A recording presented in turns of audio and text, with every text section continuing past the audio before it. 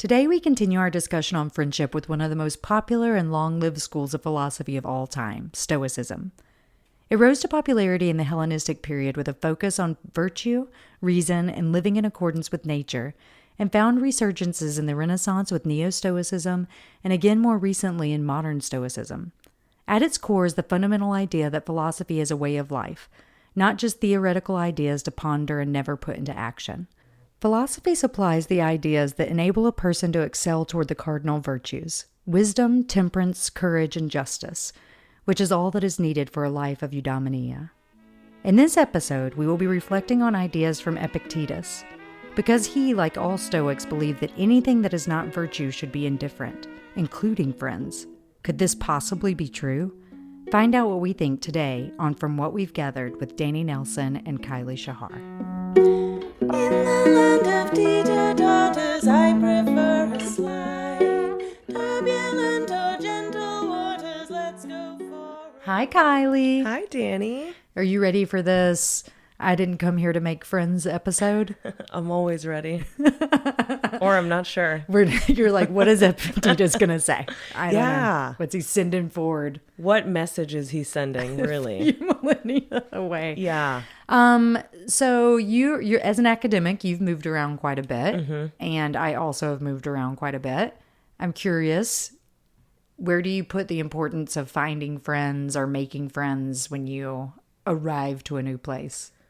I feel like for me, it's pretty high up on the priority list. I mean, it's not something that I like go out into the world like I'm hunting for friends, you know? Right. But kinda. Or at least I'm thinking about it. Like I moved to a new, when I moved across the country for grad school, one of my initial thoughts was, how am I going to make friends as an adult? It's like it's something that requires a little bit more thought, or at least a lot more effort. Right. Maybe. Yeah. Maybe it doesn't need to, but the reason that I ask you that is because in Epictetus's view, you should be indifferent about that experience. You should show up to a new place, ready for your work, ready to invest in your virtuous life, especially you as a professor of philosophy. All the virtue. All the virtue. You should just rush in and only be in audience with your intellectual and reasoning life. Yeah. And then the friends should just come to you with their pure virtue, also intact. It's not looking good. Ready. How often do you think that Epictetus thinks that how many friends? He was sort of a hermit, just so you know. Yeah, I was about to say like I wonder how many friends he had. None. And then he's reasoning backwards. He's like, well, turns out you don't need them. No, I'm just kidding. I didn't have any because I didn't want any. Right. I never wanted any in the first place. Yep, exactly. Sure. So Epictetus was born in 135 AD, which is essentially about 500 years after Aristotle. So in our last episode, we talked a little bit about Aristotle, who was kind of in that beginning and middle ground of the stirring up of the Hellenistic philosophy schools, which we'll talk about a bunch of them, but Stoicism is one of those schools. Yeah. And Epictetus was not born in Rome, but he was a Roman slave by birth and then ended up in Rome for a little while, but then ended up in Greece because at one point, one of the Roman emperors decided that philosophy was not allowed in Rome. He got rid of all the philosophers. And so Epictetus went to Greece and he actually started his own school. So he had been a slave, and Epictetus actually means acquired. He kept the name or was given the name or had decided, and he oftentimes would call his students slaves because it kind of harkened back to the fact that he was born a slave and he believed that all people, unless you can come to eudaimonia and come to this place of virtue, are slaves of your own mind. Yeah. So it was kind of just a way, I also am like, maybe he was bad with names. Right. And again, just like he's like, I don't need any friends. He's like, I'm not learning names. You're also Epictetus. You too it's are like acquired. George Foreman. Just naming all of his kids George. No, but I mean, I think it's quite interesting that, right, like he sort of wore his name as a badge of honor in the sense that despite his circumstances, he thought that, and this is kind of at the core of Stoic philosophy, that no matter what your circumstances are, you can still live a good life. And it doesn't matter if you're a slave going around and changing chamber pots. Yeah. Or if you're the richest guy in the world. Exactly. And so we can contrast this with someone like Aristotle, who, unlike the Stoics, thought that there are impediments to the development of virtue. That is, our external circumstances actually much matter when it comes to whether or not, we're in a position to develop virtue. Right. So these external circumstances can make or break or seriously hinder whether a person becomes virtuous. So for Aristotle, right, he might say that, being a slave may hinder you from being virtuous. And on the flip side of that, being a very rich man might actually help you a great deal in becoming virtuous. But for Epictetus and the Stoics, this is just not the case.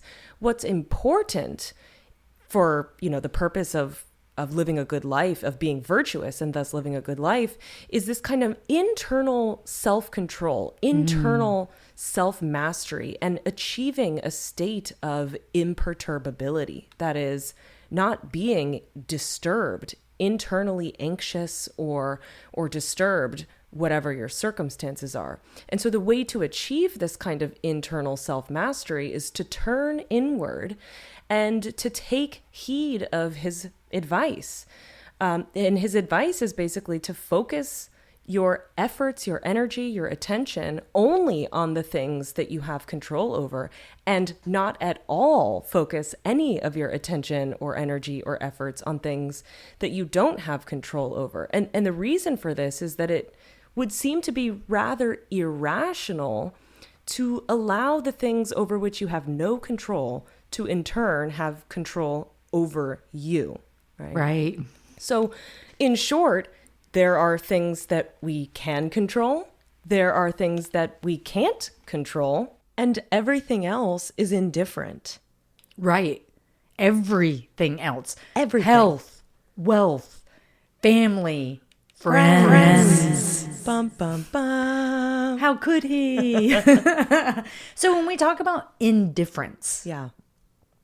So indifference doesn't mean you don't care, because that would be putting effort in. Right. It means it shouldn't matter at all. Yeah. There's no pros, cons, except there's this thing which the Roman Stoics are really the ones who got really into this, is this idea of preferred indifference. Yeah.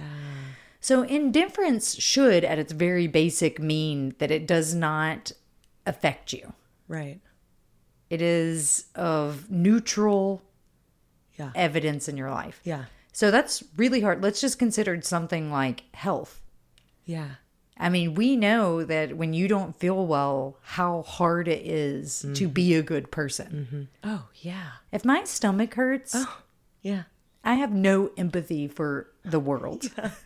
Or it's like if I'm so congested that I can no longer breathe out of either nostril, I can't think about anything else, let alone think about how to be virtuous or I'm just trying to breathe. I'm just trying to breathe, Epictetus. Right. Yeah. But that in the idea of the Stoic, you should still be able to find happiness. You, even at that state, you should be pushing for your personal best. You should still be doing everything you can to be virtuous within those moments. And friends, again, whether they come, go, you shouldn't be dependent on, it should be a neutral influx in your life. Right. But preferred indifference, which is this way that Stoics get around this idea of like essentially not caring if your friends exist or not, is that even if something is neutral in your life, you can still desire it, just like good health. Mm-hmm. Even if the idea of Stoicism is that even if you're in bad health, you can be a good person, you should prefer, it is wise to prefer to be in good health, which means you should keep fit, you should eat right, like all of the things with temperance that contribute to good health. You should do those because the preference is that you're in good health. Yeah. But if you don't have good health, Right. who Yeah. cares? Yeah. That's just Right. fine. Yeah. Yeah, right. Like if you don't have X, fill in the blank, Friends. good health, friends, yeah, the whatever. people. Like it shouldn't be the kind of thing that derails you or makes your life not worth living or prevents you from exercising virtue. Like that's right. The things over which you have no control, including the opinions of other people, the opinions of friends, the behaviors and actions of anybody else, friend, family, or other family member or otherwise. Like all of these things that you do not have any control over are not things that should count as reasons against your exercise of virtue. Like you cannot let that stuff derail you. And so from that perspective, there is a nice lesson to learn there, but still sort of wondering whether for me, the idea that I should have preferred indifference when it comes to friends, maybe there's a little glimmer of truth for me from that. Right. But I really do feel like friends and friendship, this very interesting, unique relationship that's chosen and that is important. I do think that it gives our lives a different kind of meaning and importance for flourishing, for living a good life. And I think this is more important than ever. So one of the things that you hit on that I love kind of when we think about this indifference is in modern society, because of social media, we have this sort of need that gets created. Okay, I'm saying the word need, but this is if you're not a Stoic. There's this. I'm saying if you're Right. not applying Stoicism to your life, Yeah. there's this current need for there to be a number of people that approve of what you're doing in your life. And it's the view you're putting out of your life, which is that's something we'll talk about someday anyway, because you're only putting out an ideal view of your life. Yeah. You're not taking pictures of when you just woke up in the morning and you have crusties all over And you hit snooze 17 times. yeah, you're not licking the crust off your teeth. I don't know. That's gross. I don't know why I use the word crust, but that's what everyone gets today. Because it paints an It's image. crusty. We all get it. Yeah, that's not what we're showing the world. And so, yeah, you're showing the world some kind of polished version of yourself. Yeah. And even in the name of it, social media has named this group of people your friends. Yeah. How many friends do you have? Totally. How many likes did you get from your friends? Mm-hmm. And that whole part of modern society, I think, is really come to show is not healthy for people. Mm-hmm. It is not healthy to constantly want this kind of data input of your friends' approval. Right. And I'm using air quotes. I really apologize to Yeah. anyone who's listening. I hope you can hear and feel the air quotes of the word friends. So let's talk again about what friends even means in the ancient world. So last week we talked about with Aristotle, their species of friends that come together. When we talk about friends in Stoicism, the moniker of friend, once again, just like with Aristotle, you have to be virtuous to even qualify. Both of you, both components of the friendship have to be virtuous, or else there is no friendship species of any kind. Non-starter. In Stoicism, you're either virtuous in your friend. There's no separate species, and it's very seldomly found in the world, but essentially your friend, because there's lots of other circumstances. There's family, there's community, there's different relationship types within Stoicism, but this idea of friend, which is someone who has reached this level of flourishing unto themselves, especially in the area of wisdom when you're talking about what philosophers are kind of more focused on and that sort of thing. And Stoics oftentimes would meet in the gymnasium because, again, this idea of temperance and health and stuff is preferred. Right. And so they're literally like bros throwing down in the gym together, getting fit, pumping iron, pumping, just tossing rocks. I don't know what Hellenistic. Yeah, oh, that's right. There's no, it's like limestone and marble. They're jumping probably. There's some leaps. Yeah, leaps abounding. Totally. But because they do still, there is this still idea of God, and so there's still like a joining together of what is natural to be in nature together. But to bring the idea of friendship down to this number that is within like a social media that are like barely, it's like your mother's cousin's friend, right? Yeah, that you met at a reunion when you were 7. Yeah. Yep. And now they send you Farmville requests. Is Farmville still a thing? I don't even know. I think that was 10 years ago. Yeah, I don't think so. This is how much I use social media. This is how online you are. Not. Yeah, right. Yeah. So like there's this whole thing about what a friend is that I definitely agree with Epictetus and the ancient Stoics there's a certain amount of frivolity that comes with the modern view of what we call friends. Yeah, and like how watered down the label of friend has come to be, at least for some people.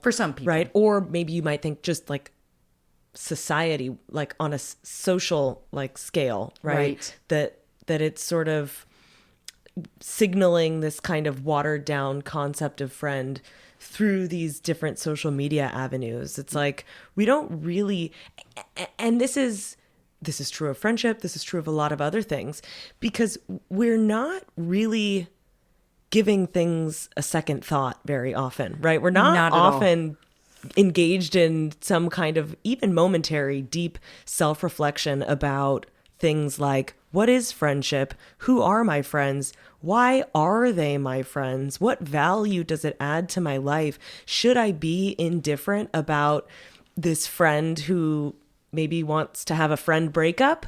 You know, should I be indifferent about this? Should I, if I'm moving to a new city, should I be indifferent? Should I have preferred indifference about whether or not I should make new friends? Like, we don't often think about these questions, right? Which is what can make it feel like the concept of friendship is spread so thin that it's almost meaningless. It's not, right? It's not meaningless. I think that's what we're trying to get to with going back to these ideas of deep friendship, is because it is so easy in society to give up on friends that are any trouble. Yes, or inconvenient. If they're inconvenient, if they challenge you, if they dare to wear the same lipstick as you. I don't know.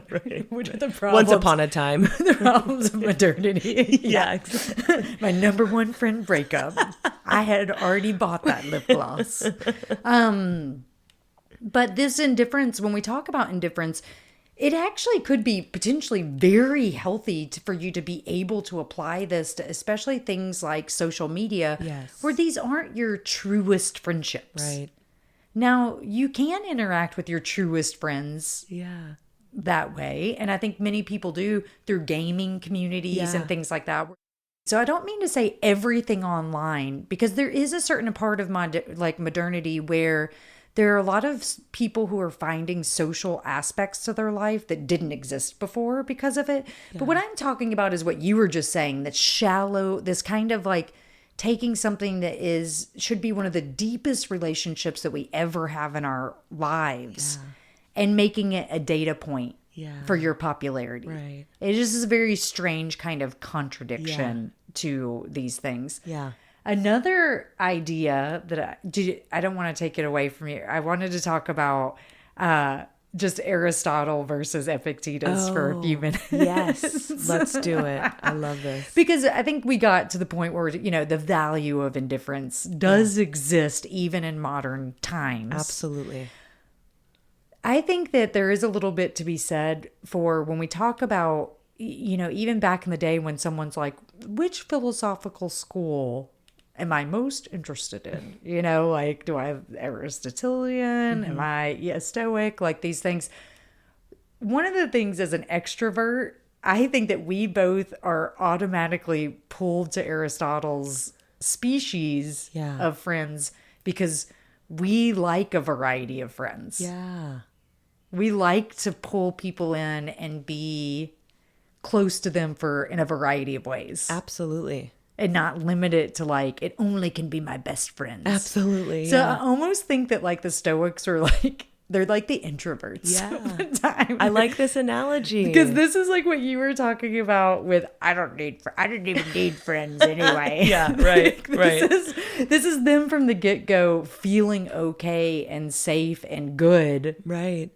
About keeping a certain amount of separation from themselves. Yeah. But it's not the bucket I want to jump in. I know. Yeah. It doesn't feel, I feel like there are some really nice lessons from Stoicism that I do, in fact, try to implement in my life when things get overwhelming or I feel like I'm not sure how to carry on with the very full plate that I have and da da da da da. But I remember that I can only focus on the things over which I have any control. I can't control the fact that there are only 24 hours in a day, right? I can't control that. I can't control certain deadlines. I can just try to manage and control what I'm able to. And it is really freeing in so many ways. It's so many ways. Like there are so many aspects of that. Even when you're feeling unhealthy, like this idea that we brought up before, and you're only able to get half of the things done that you would really. There's this part of Stoicism that says that if you know you are doing your best and that's only half of what it is another day, that's also freeing. Totally. Because you know that you put the effort. Totally. The intellectual effort was equal. Yeah. But your body. Yes. Right.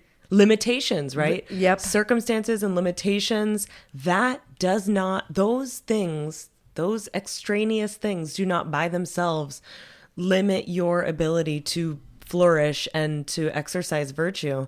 And so it's like, so it can be freeing in that way for, just as a general approach to like living well, but then also in the friendship case, like you were saying, like it can be a freeing, liberating way of thinking like, okay, not only is it the case that the opinions of people more generally fall into the category of things that I cannot control, but also opinions that friends have or the actions of your friends. Like sometimes it feels like it's like, if your friend does something that, is sort of snubs you or whatever, it feels worse because they're your friend, but it's just right. This one in the same. It's not kind about of thing. you. It's not something that you can control because we cannot control the actions or opinions or beliefs of other people. And although it might feel like it hurts more if it comes from a friend, it's like, this is the liberating part. It's just another thing that you can't control. So like water That's off their of a reality. duck's back. Yeah. Like let it roll on. And so there are some parallels to what we were talking about with Aristotle last time when we said that understanding his 3 species of friendship allows us to maybe free ourselves from any kind of guilt or other kinds of feelings that make you second guess whether you're a good friend or not, because there are these different categories of friends. And it's not that, one is, it's not that any of them are bad or undesirable. It's just a different kind of friendship. And so if you have friends of utility and you have friends of pleasure and you have friends of virtue, you can almost manage your expectations, your time, and your own emotions once you sort of more properly understand who fits in which category. Not to categorize people, Yeah. but you know what I'm saying? So like, I mean, technically, like we said, Aristotle made up zoology, so you would be categorizing them into the species. Exactly.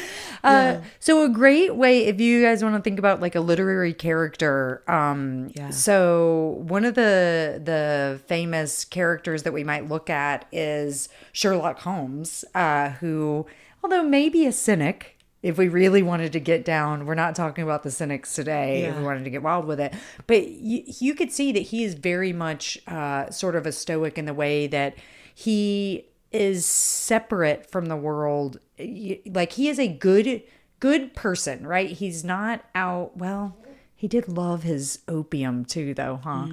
I mean, last time we talked about murderers. This time we'll talk about drug addicts. But he used his intelligence to solve crime and, you know, hopefully generally be a good person. Yeah. But he was definitely a person who's like, I don't need friends on a daily basis. He was not out. None of the ways that he interacted with people were in such to make them want to stay close to him. Yeah.